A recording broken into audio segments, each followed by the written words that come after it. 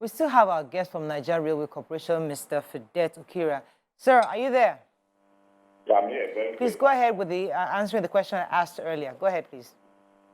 The release was achieved by defense and military intelligence, and we give them they have tried their best and they are released. As whatever ransom was paid, they would have negotiated and the people released. I think that's where I stopped that. We want to celebrate time that the people are out. I don't think we lost any person from the record so far, from those that were ahead. And that was what the president told you, the relation of those heads, that it's better to walk around this and ensure that no soul was lost. I think we thank God, and I even happier that there's no soul lost, that the passengers are all completely out now. We give to God and give thanks to the defense team and the intelligence unit of the nation. That's what I would. That would be my reaction. Okay, that's amazing, sir. Now, do you have an idea if there's any plans for rehabilitation and compensation to these victims now? Because most of them must have gone through a trauma. They'll be needing things like therapy, not just to be released to their family members to pick up from where they stopped. Do you have any plans for that sort of compensation and rehabilitation? There is a unit for that. This is not the first time they are getting people released. The keyboard girls are getting released, and there's a place they keep them. And they will debrief them. So, as I said, I'm the real operator. And I can do my best on rail operation. But this other thing, we will leave it to the experts to handle, which is the Nigerian government. Right. Have the victims been, have they met with their families? Have they been reunited with their families? I can talk my staff there. We are talking to the wife, the staffing, that they talk to the husband and meet with the husband. Since they have met with them. So that are very person.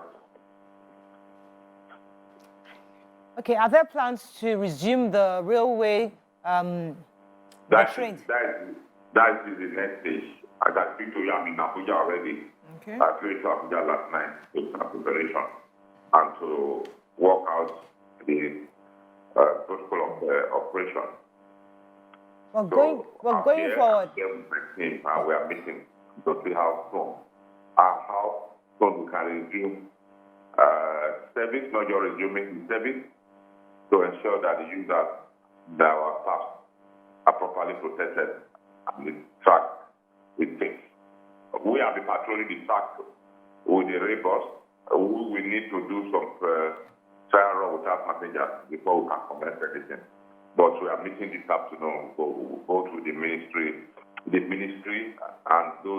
the committee. You know, there's a committee set on the security for registration. We recall the Minister of Transportation was saying when this happened that he had requested CCTV surveillance cameras across various routes, and it was for whatever reason, maybe because of bureaucracy, they were unable to get those on time. So what has changed? Do we have now better surveillance cameras that's been purchased for this? I don't think my minister mentioned camera, even the top of a solution or a system that can monitor real time. I don't think there's a camera. So because the security team that is working is coming up with a solution on what to be deployed that we don't install and they become subject of vandalization of what you put in place. I get that, Mr. Okhiria. Mr. Okhiria, I get that. The point is that, it's been 6 months, and we've been talking about this forever. So we're hoping that by launch, everything is already in place. Not that they're going to be discussing or they're going to agree. And then we're expecting that by now, we are clear on what's going to be provided now that we're about to start and resume operations. It's just enough between me and you. We have to take care of a lot of effects and things that are happening in the world. It's not just what you just wake up and do. There is a train operation, it's a system. We cannot isolate ourselves from the practice. What you know is possible, and we don't jump into a bad one that will not work. So that's why they are taking proper time to ensure it's what we work with the system. And the other thing that we have looked back into protecting the passengers and the people all the way from Idu to Kaduna. And God forbid, and on their way out of Kaduna or their way to Idu or to Kubwa or to any of the other stations, this did not happen at the station. It happened between stations. We have to study it properly and not do something that will not work well. So that is the proposition. Yes, is there a promise, sir? To do it well and do it and start repeating. Yes. Not part of that. Yeah, we like that. But is there a promise? But is there a promise that it will be done well before operation starts?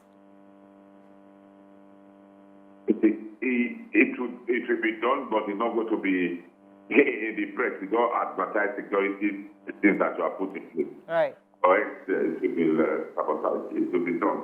Okay. It will be done before operation starts. That's all we want to know.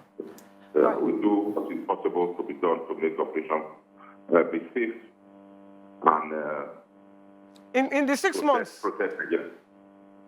In the 6 months, what have you been doing?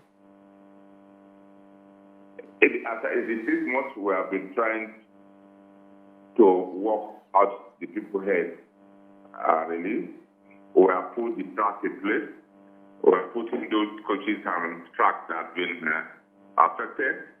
We are meeting with different posts that are providing different solutions. Immediately this thing happened, every person, every Nigerian became a real expert protester to provide security. We have a lot of proposals, so we have to filter it, and it was important. Those that are experts in security and intelligence were brought in. That's why you have a committee that was inaugurated to work on proper security, not just the rail or the rail user, but something that will extend outside the rail that will protect. Finally, sir, because of time, let me just ask this question concerning insurance. So would you compel passengers to at least pay for insurance before the board, or is there going to be some kind of way to compensate? Because there's got to be something to help people in case of this kind of eventualities happen. Yeah. They see what most people don't understand. We have passenger insurance. Okay.